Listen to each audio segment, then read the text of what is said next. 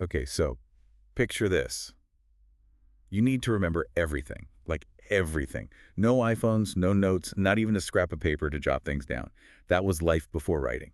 And that's where we're diving in today with Yuval Noah Harari's Sapiens. Yeah, you really don't realize how much you rely on having information written down until it's gone. I mean, can you imagine trying to remember every detail about, well, everything? It boggles the mind, right?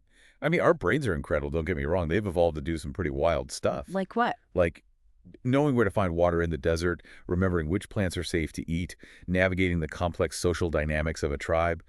It's essential stuff. But then Harari points out this key difference. We humans, we're not like a colony of ants. Thank goodness for that. Right. Imagine having your entire career path, your life's purpose, hard-coded into your DNA. No thanks. Exactly.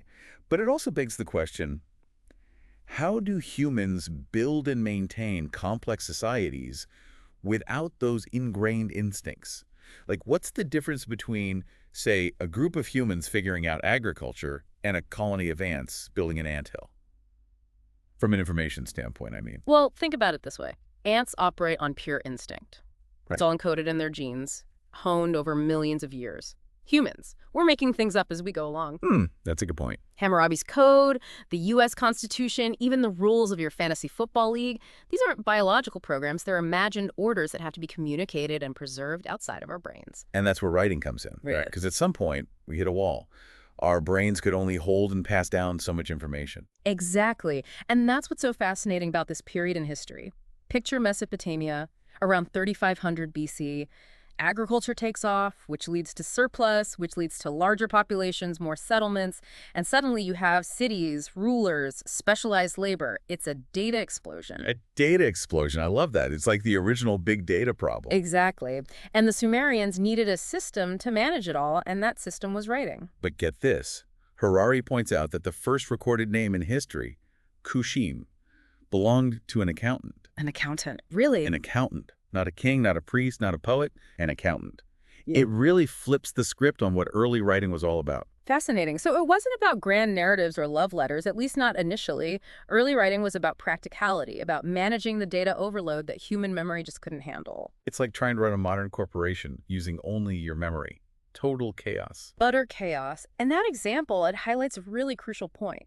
This early writing, like the Sumerian cuneiform, it was what we call a partial script. Partial script. What's In- that? Like a screenplay that never got made? You know those ancient Inca knotted chords, the quipus? Yeah. They could record massive amounts of numerical data, like enough to manage a vast empire, but you couldn't use them to write a grocery list, for example. Wait, seriously? Yeah. The Inca managed an empire, millions of people, using a system that couldn't handle a simple grocery list. It just goes to show how powerful even these early forms of information management were. It was like having a highly specialized software program, but for managing an empire. Knots on a string, managing an empire. Yeah, It's yeah. like the original data science or something.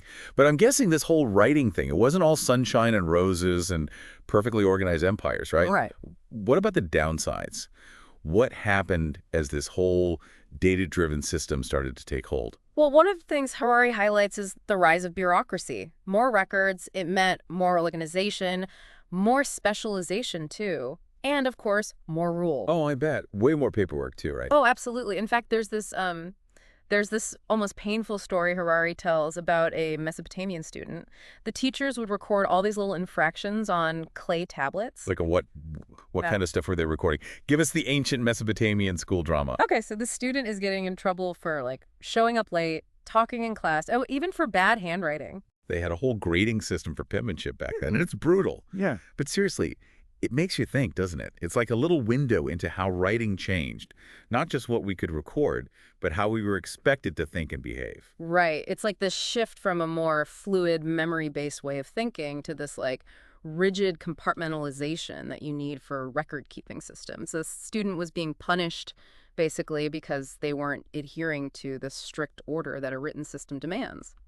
And it's crazy how much of that still lingers today, you know? Yeah. Our lives are just filled with these systems of organization that probably stem from those early practices. Yeah. I mean, think about it. Taxes, standardized testing, even the way we organize our computers. It's all about categories and subcategories and making sure everything's in its proper place. Yeah, absolutely. And as those systems get more and more complex, the need for a standardized, efficient way to handle all that data, it becomes even more important. And that brings us to another major turning point, Arabic numerals. Wait, those squiggly lines we use for math every day, those weren't always around. Not exactly.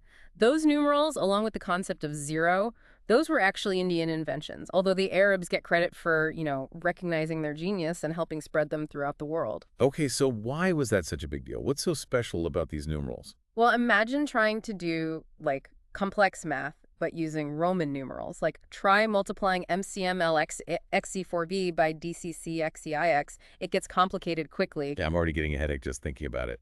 Exactly. Arabic numerals, with their simple symbols, the concept of place value, they made calculations infinitely easier. It was a revolution in efficiency, like trading in your abacus for a calculator. So it's like upgrading from that partial script to like a full-blown coding language. That's a great way to put it. These 10 simple symbols, along with, basic mathematical operations, they became the foundation for modern math and, by extension, much of the modern world. It's mind-blowing to think about how something we learn in like elementary school had such a profound impact on civilization. Yeah. It makes you wonder, like, what are the Arabic numerals of our time?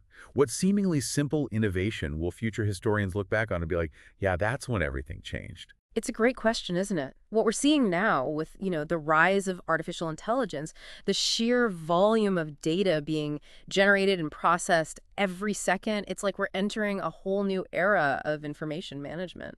And that's where things start to feel, I don't know, a little eerie, right? Because now we're not just talking about managing data. Yeah. We're talking about machines that can potentially like understand it, interpret it, maybe even think about it in ways that we can't even grasp. That's the crux of it, isn't it? We created writing to augment our memory, to expand our capacity to process information. But what happens when those tools become so good at their job that they start to, surpass us? It's like we've gone from carving tax records on clay tablets to like this insane amount of data where everything's tracked and analyzed and optimized by algorithms. Yeah. It's kind of impressive, but also kind of creepy. Yeah, it's that double-edged sword of progress, right? We've built these amazing tools to manage information. But when do they start shaping our understanding of the world more than we shape them? It's a scary thought. It really is. It's like that scene in 2001, Space Odyssey, where HAL, the AI, is like, nope, sorry, I can't let you do that. But instead of a spaceship, it's like our entire information ecosystem. We're handing over the reins to algorithms. And it's not even science fiction anymore, right? I mean, think about it. Algorithms are already shaping everything. The news we read, the things we buy, maybe even who we date. Okay, yeah, that's officially more than a little creepy. So where do we go from here? If writing, this thing we invented to help us remember, has led us to this point where our own creations might be outpacing us, what does that mean for the future of, like, thinking itself? That's the million-dollar question, isn't it? And I honestly don't think there's an easy answer. But one thing that keeps coming back to me is the importance of remembering what makes us human in the first place.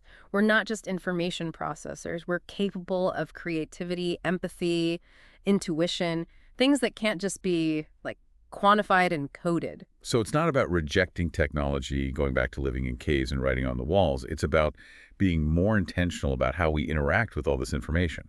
Exactly. It's about cultivating critical thinking skills, being able to tell fact from fiction, understanding the biases baked into any source of information. It's about remembering that technology should serve us, not the other way around. Which is definitely easier said than done, especially now in the age of information overload. I mean, think about it. We're constantly bombarded with data, notifications, headlines, all fighting for our attention. It's easy to feel like you're drowning in it all.